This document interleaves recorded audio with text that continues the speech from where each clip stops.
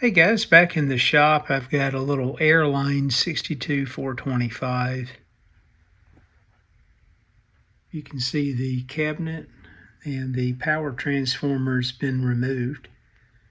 I've got it over here on the bench, and the problem with the transformer, it's a center tap for the high voltage side, and one side of the high voltage secondary is open. So I'm going to go ahead and rewind it as well, so I can start the restoration. Anyway, I'm going to just use a little AC power supply and connect it back across the secondary of the high voltage side that's actually good, not open, that 1/2. Read the voltage on the primary side, which I've already identified. We'll take the result from the input voltage, divide by the voltage we read on the primary. We'll get 1/2 of the turns ratio. I'll multiply that by 2. Let's get started. It's a humid morning, so we'll definitely hear the dehumidifier running in the background. There's the input AC voltage that I have, 11.8 we'll call it, so take note of that number. Let me move the leads back over here from the secondary. Again, this is just 1/2 of the high voltage secondary. Now I'm going back to the primary, and 534. Plug those into the calculator to get 1/2 of the turns ratio. Again, we'll multiply that number times 2. So we'll round that off to 4.42 for the turns ratio. I've taken some laminations from another transformer and placed them in here. I think it's about a 6 or so. When I made this measurement before, I used probably 80% of the laminations from the original transformer. You can see I've got some wire wrapped around what's left of the primary, 50 turns. I'll hook up my little power supply. We'll measure the voltage on the primary, do some quick math, and also look at the voltage on the 50 turn secondary that I placed. Do a quick calculation and determine the number of turns of wire that were used on the primary side, plus or minus a few. The reason I put the clamps on there is to secure the laminations, just to reduce some of the buzz, plus ensure the flux was good enough to make the measurements with roughly a 6 laminations. And there's my voltage, so just take note of that.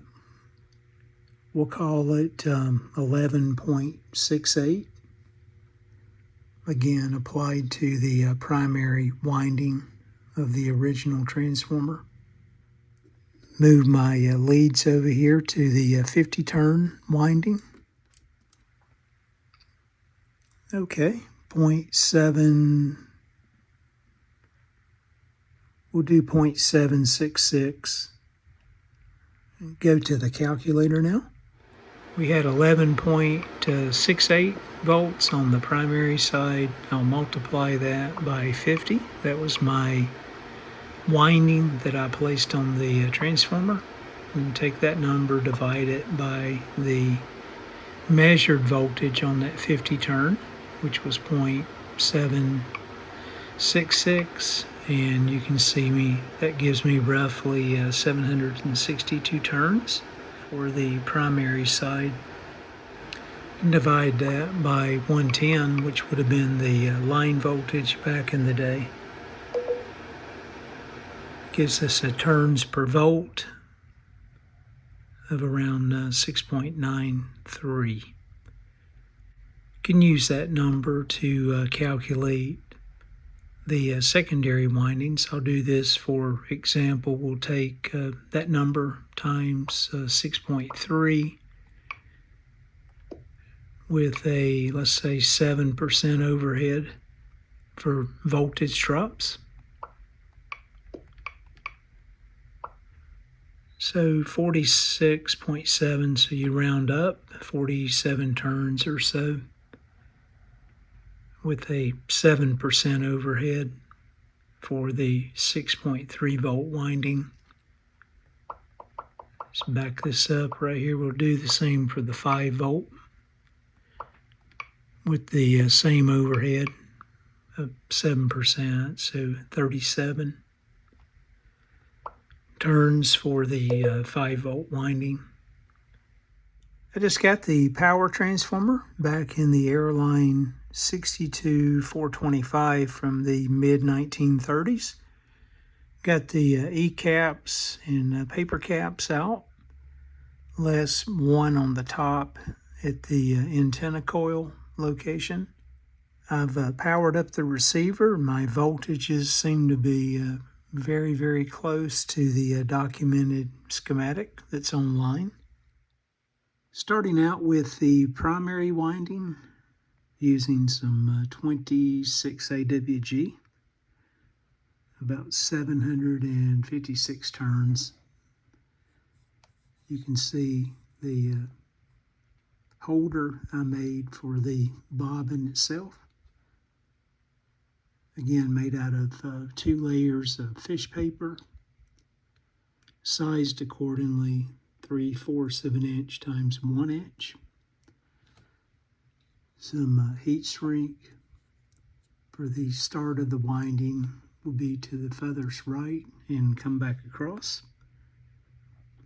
On average, about 77 turns or so per layer.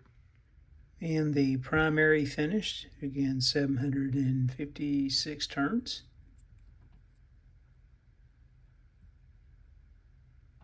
The outer layer wrapped 2 turns around with the capped on tape as well. I've got 1/2 of the high voltage secondary underway, 38 AWG, around 1670 turns for the first half, and then I'll duplicate that for the second half, then try to squeeze my remaining 6.3 and 5 volt windings on the bobbin. Okay, that's where I'm at now. Hopefully I can squeeze in my secondaries. I tell you, these transformers were so small, they're almost impossible to upgrade the wiring from what was used back in the day, which was really inadequate design-wise. So let me see if I can fit my 6.3 and 5 volt windings on here. Then I'll bring the leads out to the top for my solder locations. Of course, I completed many dry fits before winding the primary and the high voltage secondary, but here's a couple of the laminations, 2 E's, 1 I, just to make sure everything still fits correctly. And it does. You see it slides right through. Tried to get the clearance as close as possible so I could take advantage of the room that I had to work with, which is only around 10 millimeters or so for the wire to fit. Cleaning up some of the laminations, the E-pieces, got to do the eyes using a little WD-40 and a Scotch-Brite pad 7448. Just a flat surface to lay these on. Just trying to remove some of the old varnish and rust off both sides before placing some conformal coating back on and putting the transformer back together.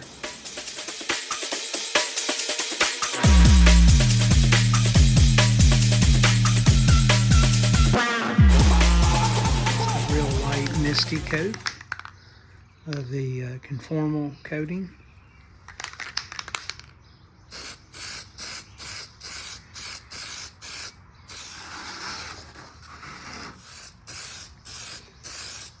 Okay, let those bake in the sun.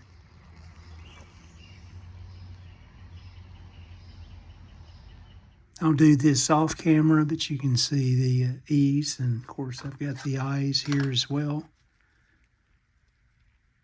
You can see the finish of the lamination sheets now. My starter piece, end piece, and I'll have another end piece oriented the opposite direction on this side.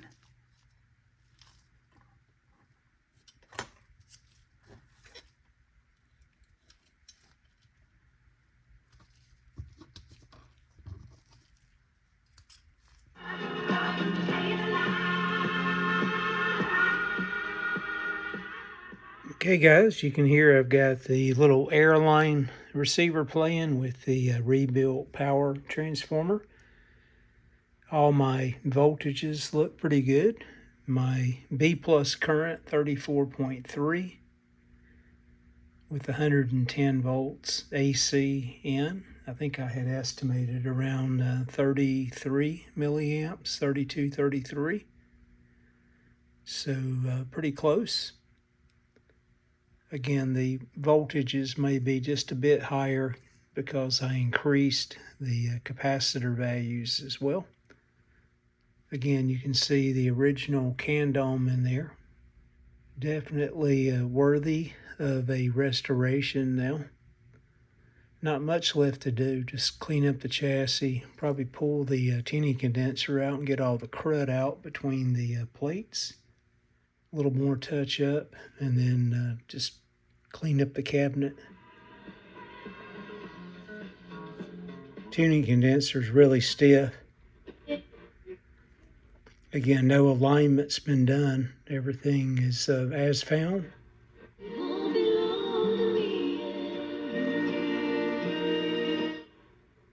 I'm going to go back and check all my voltages, grid voltage and plate voltages, just to take note of those.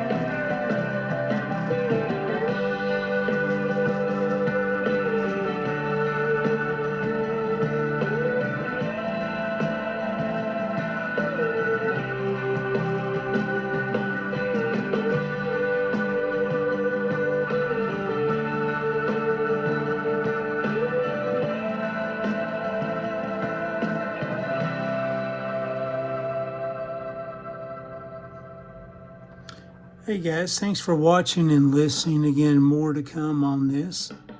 I've got some work to do on the speaker itself. I notice there's a little hole in it, so there's just a bit of rattle. Of course, clean up the cabinet, get some new grill cloth in, and finish up the chassis itself. Just a few remaining components. Nothing major. Tuning condenser cleaned, and a little bit of lead wire dress, and this thing will be complete. Thanks again for watching.